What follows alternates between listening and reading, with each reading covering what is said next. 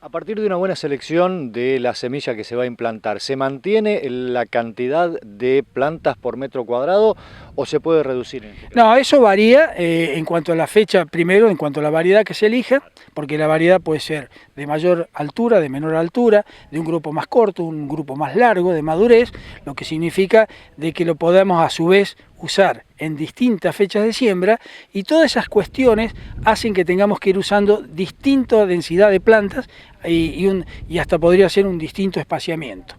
Existe digamos una combinación óptima, ¿no es cierto?, de un grupo de madurez, una fecha de siembra para cada lugar y para cada fecha de siembra, ¿no es cierto? Y cuando decimos grupo de madurez, estamos diciendo elegir un cultivar dentro de ese grupo de madurez. Sabemos que en soja se clasifican de acuerdo a su ciclo las hojas, o sea, de acuerdo a su grupo de madurez. Entonces, de esta manera, los grupos de madurez más cortos se hacen más en el sur del país, los grupos medios en el centro del país, que son los grupos 4, 5, 6, y los grupos largos, que son el 7, el 8, el grupos 8 de madurez, son los que se hacen en el norte del país.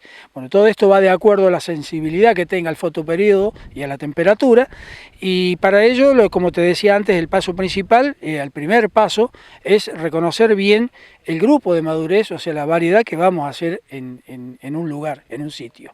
Y después, todas las otras técnicas o todos los otros conceptos del cultivo son los que deben acompañar a ese primer paso inicial, ¿no?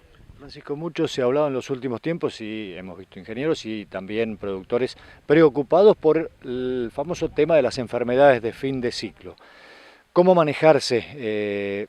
Volvemos a la variabilidad climática, al estrés hídrico, térmico, a situaciones que ya no dependen tanto de variedades ni de selecciones, ¿no? Sí, bueno, justamente haciendo la buena combinación de grupo de madurez y fecha de siembra, podemos en primera instancia y muy en forma general escapar a fechas de siembra que nos lleven a situaciones donde podemos llegar hoy a saber con mucho más antelación que en otras épocas anteriores la situación climática que puede venir en un corto plazo, ¿no es cierto?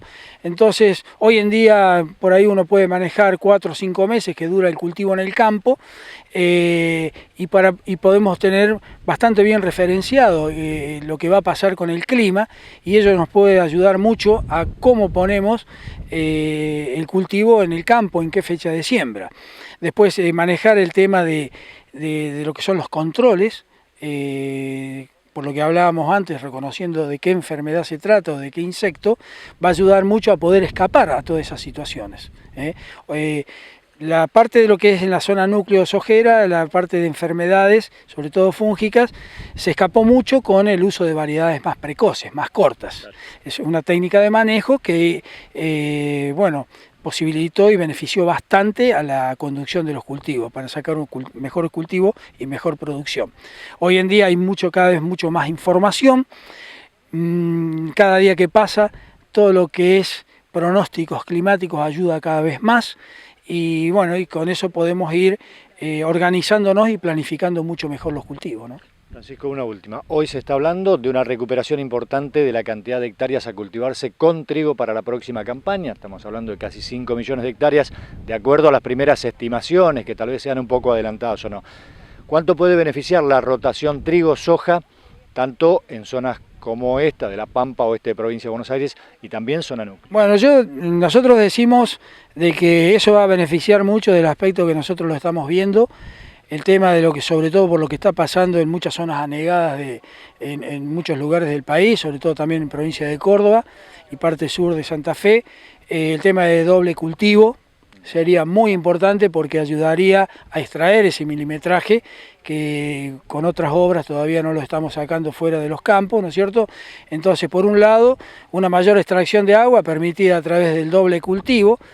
El doble cultivo permitiría también sería diversificar, y la diversificación y rotación de cultivo agronómicamente es el concepto que tenemos que sí o sí ponerle énfasis, ¿no?